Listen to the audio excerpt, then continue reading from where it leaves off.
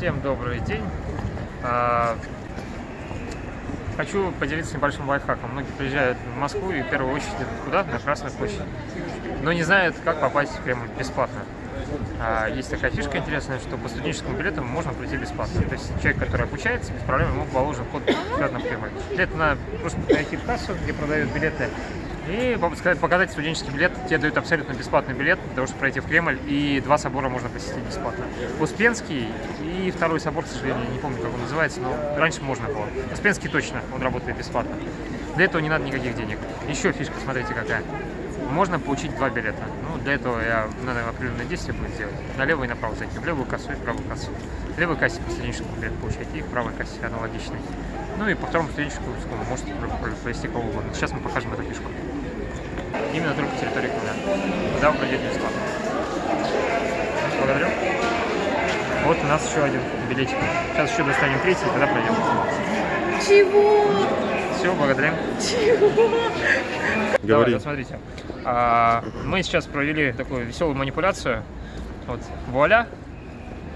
Ловкость рук и никакой магии, как говорил Остап Бендер. 3 билета, через которые мы можем войти в Кремль. Ну и бесплатный гид. Как мы это сделали? То есть секрет очень простой. Смотрите, там находится 3 кассы. Слева и справа. Чтобы билеты получить, очень просто. Нужен студенческий. Один человек, одна штука. Раз, два, три. Что? Получаем 3 билета. Вот и все. В одну кассу, во вторую и в третью. Получили 3 бесплатных билета стоимостью 0 рублей, по которым мы можем войти на территорию Кремля. Что используйте этот лайфхак. Если есть у кого-то друзья-студенты, просто можете взять одного студента, на одного студента дают 3 билета, то есть 2 человек вы можете провести в Кремль абсолютно бесплатно. Билет стоит 0 рублей. Либо, если у вас есть студенческий, тоже можете пройти бесплатно. Сейчас пойдем в Кремль. Поехали. Поехали. Ну, смотрите, ребят, мы прошли на территорию Кремля, идем дальше, потопали пешком. Вот. То есть я про что хотел сказать вот насчет лайфхака, который показал. То есть если у вас есть определенные знания, умеете договариваться с людьми, добывать информацию, то все двери будут открыты, в том числе в Кремль. Это без проблем. То же самое, скажу пример. Помню, хотел попасть в Госдуму. С дуру решил пройти через центральный вход. Это было очень смешно. На меня такой стоял и смотрел офицер в папахе. Мальчик, ты куда? Да вообще кто такой? Так на меня смутился, как так? Через центральный вход в Госдуму. А куда обращаться? А я не знаю куда. Обращайтесь в приемную Госдуму. Я такой, ну, зашел в Госдуму, такой, а можно в Госдуму пройти? Да, можно, но через месяц. Через месяц в Госдуму пройти. Потом, ну, в течение времени я обзавелся определенными контактами в Москве, с людьми определенными, познакомился. И через личный контакт спрашиваю, можно к вам как-нибудь там, не знаю, на круглый стол записаться, там, пройти какие-то встречи проводите? Да, без проблем, записывайтесь, сделаем вам пропуска, пройдете. То есть, если через личные контакты, то тут не надо месяц ждать. Просто позвонил, говорит, у вас какое-то мероприятие проводится? Да, проводится. Ну, записывайся, все, сделаем пропуск, пройдешь. Все, вот так все дела делаются в Москве. То есть, самое главное, это личные контакты и умение выстраивать круг общения с людьми, которые могут делиться какой-то полезной информацией. Заводитесь контактами, когда приезжаете в Москву, общайтесь с людьми и будьте открытыми, честными. И все. Кому-то там, у кого-то, допустим, есть решение там той задачи, которую вы не можете решить. Вот мы зашли в Кремль. Там, кстати, Государственный Кремлевский дворец. Здесь вот регулярно различные концерты проводятся. Тоже можно билеты достать очень-очень недорого. Есть льготная категория людей, которые билеты предоставляют. Есть возможность какие-то билеты по акции получить бесплатно. Ну, для этого надо мониторить определенные группы. Есть группа по Большому театру, есть группа по Кремлевскому дворцу. Это все находится в ВКонтакте, в Фейсбуке. Там часто вот какие-то билеты предоставляются бесплатно.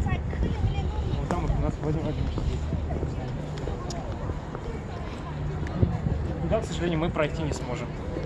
Ну, может быть, в дальнейшем можно будет пройти. Мы находимся возле царя Пушки. Еще что скажу насчет царя Пушки.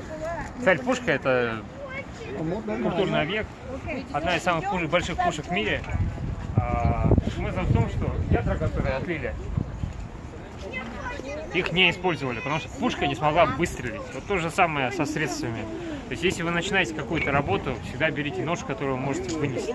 Если вы берете тот инструмент, который не выстрелит, или который вы не используете, тогда не берите его. Зачем?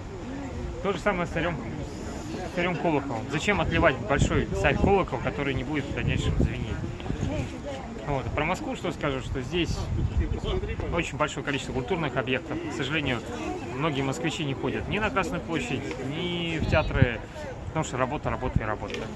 Всегда выбирайтесь на какие-то культурные объекты, культурные мероприятия, хотя бы там раз в неделю, раз в 2 недели, чтобы у вас был какой-то культурный отдых, чтобы вы отдыхали от работы. Без отдыха вы просто сойдете с ума. Ну, либо у вас со здоровьем начнутся проблемы, вы просто сюда и волосы. Еще запомните, будьте всегда внимательными и общайтесь с людьми. Вот нам не получилось пройти в собор, который мы хотели, но мы нашли билет, который валялся буквально рядом. И поэтому билеты прошли. То есть всегда будьте внимательными, смотрите именно мелочи, они играют очень большую роль. Еще что скажу, что как можно пройти в соборы бесплатно, которые здесь есть. Очень просто, смотрите, люди зашли в собор, у них билет остался. Они вышли, говорят: ребята, у вас есть билет? Ну, типа, он вам нужен, не нужен? Бери, забирай. Все, забрали билет, все, и прошли. То же самое, что в оружейную палату вы можете так пройти, что в другие какие-то объекты. Когда вы заходите в Кремль, вам билет что делают? Обрывают.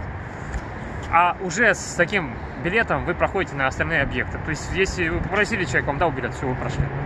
Там не смотрят на билет, то есть спокойно можете с этим билетом пройти по соборам, по музеям походить бесплатно. Просто попросите у человека билет. Все очень просто. Так что Кремль можете абсолютно бесплатно посетить, ничего не платить. Сейчас, давай. Сейчас, Жень, ну засеми. Вот этот Кремлевский дворец центральный находится. Туда можно попасть. Вот по билетам по таким вы не попадете. Единственный вариант бесплатно туда попасть, это если какое-то официальное мероприятие проходит. Ну, к примеру, там 4 ноября, День народного единства. То есть там специально пригласительные дают, на которые вы можете пройти. Я их достать, к сожалению, никак не могу. Ну, иногда их можно достать. Но это надо какие-то заслуги перед Отечеством сделать, чтобы вам дали пригласить. Либо быть каким-то общественным активистом, тогда вы сможете в Кремлевский дворец попасть.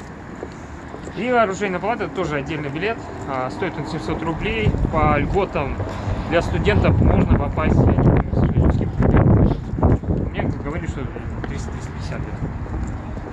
То есть есть определенная категория граждан, которые получают средства. Так что изучайте информацию, пользуйтесь. Все у вас будет. И не только в Кремль сможете попасть, я думаю, и в Нью-Йорк, и в Вашингтон, и в Лондоне там музей какие-то бесплатно посетить. Главное именно умение анализировать информацию и принимать нужное решение. Находить те инструменты, которые работают. Все, всем удачного дня. Спасибо за то, что смотрели.